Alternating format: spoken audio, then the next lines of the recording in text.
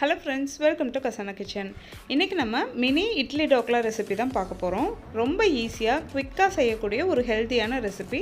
இப்போ அதுக்கு தேவையான இன்கிரிடியன்ட்ஸ் என்னன்னு பார்த்துடலாம்.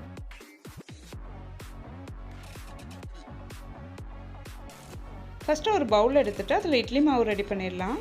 அதுல 1 கப் அளவுக்கு கடலை மாவு, 2 டேபிள்ஸ்பூன் ரவை, 1/4 பவுல் அளவுக்கு தயிர், கெட்டியா இந்த மாதிரி தயிர் எடுத்துக்கோங்க. கொஞ்சமாக துருவின இஞ்சி, கொஞ்சம் நறுக்கின பச்சை மிளகாய், தேவையான அளவுக்கு உப்பு, கொஞ்சமாக சர்க்கரை, அது கூட கொஞ்சமாக மஞ்சள் தூள். இது எல்லாத்தையும் இப்போ கொஞ்சமாக தண்ணி சேர்த்து கலந்துக்கலாம். கட்டி இல்லாமல் கலந்துக்கணும், அதனால் கொஞ்சம் கொஞ்சமாக தண்ணி சேர்த்து கலந்துக்கலாம். இட்லி மாவு கன்சிஸ்டன்சியில் இருக்கணும்.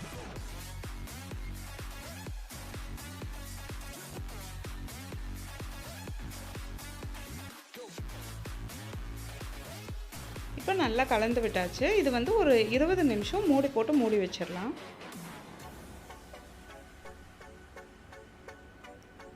நம்ம ரவை சேர்த்தனால மாவு கொஞ்சம் கெட்டியாக இருக்கும்.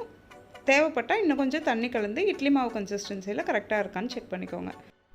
இப்போ மினி இட்லி பிளேட் எடுத்துகிட்டு அதில் கொஞ்சமாக எண்ணெய் தடவிட்டு நம்ம இட்லி ஊற்றிடலாம்.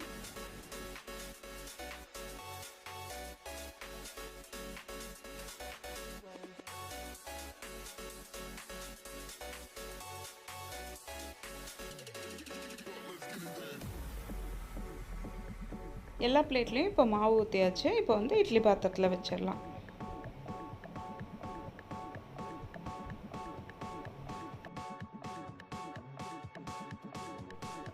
இது வந்து மினி இட்லினால ரொம்ப சீக்கிரமாக ரெடி ஆயிரும். 5 to 7 மினிட்ஸ் தான் ஆகும் வேகிறதுக்கு. ஒரு ஃபோர்க் வச்சு வெந்துருச்சான்னு லைட்டாக செக் பண்ணிக்கோங்க. சூடாக இருக்கும்போது இட்லி பாத்திரத்துலேருந்து எடுக்க வேண்டாம், அது ஒட்டிக்கும். ஸோ கொஞ்சமாக ஆறட்டும். அதுக்கு நடுவில் நம்ம மேலே சீசனிங் பண்ணுறதுக்காக ஒரு பேன் வந்து ஹீட் பண்ணிவிட்டு அதில் கொஞ்சமாக எண்ணெய் சேர்த்துக்கலாம்.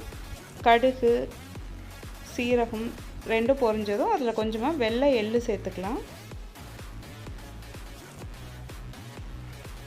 அது கூடவே நறுக்குன கருவேப்பிலை கொஞ்சம், 2 பச்சை மிளகாய் நறுக்குனது, இது கூட கொஞ்சமாக பெருங்காயத்தூள் சேர்த்துக்கலாம். இது எல்லாத்தையும் லைட்டாக வதக்கி விட்டுட்டு, எள்ளெல்லாம் சீக்கிரம் கருகிரும், அதனால் லைட்டாக வந்து எள்ளு பொரிய ஆரம்பித்ததும் ஸ்டவ் ஆஃப் பண்ணிடலாம். இட்லியெல்லாம் ஒரு பிளேட்டுக்கு மாற்றியாச்சு. இப்போ வந்து அதுக்கு மேலே கொஞ்சமாக நறுக்குன கொத்தமல்லி இலை சேர்த்துக்கலாம். அதுக்கு மேலே நம்ம ரெடி பண்ணி வச்சுருந்தோம்ல சீசனிங், அது சேர்த்துக்கலாம்.